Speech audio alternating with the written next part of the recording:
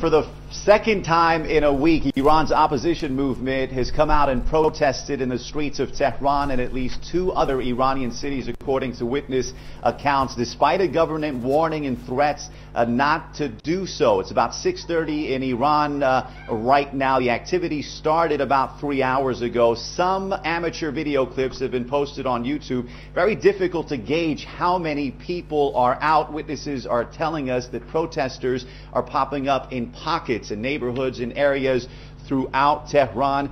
They say protesters have been met by a huge number of security agents, oftentimes on motorcycles carrying batons or on foot. We have witness accounts of clashes in major intersections and squares in Tehran, and at least 12 people detained, according to people we've been talking to.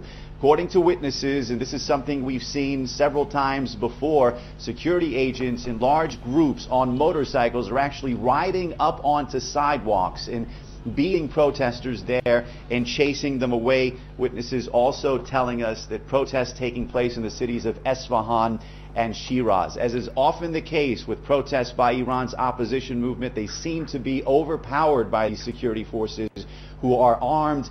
Even so, it looks like they're determined to stand their ground and make their grievances heard.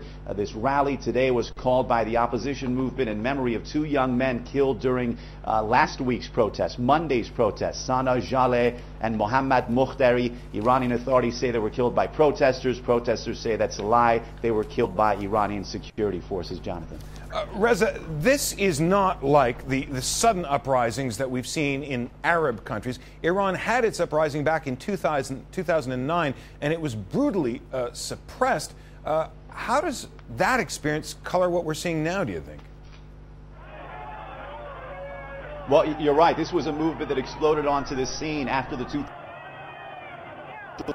grievance was that President Ahmadinejad wasn't elected legitimately. They called for another election, but when they saw that the government rejected their call, they started calling for the ouster of the Supreme Leader, the President Ahmadinejad. You're seeing similar calls today. This movement was quiet for about a year, and I don't think there's any question that the comeback was sparked by the events in Egypt and Tunisia. But I think right now, based on what we're seeing, they're facing the toughest government crackdown ever.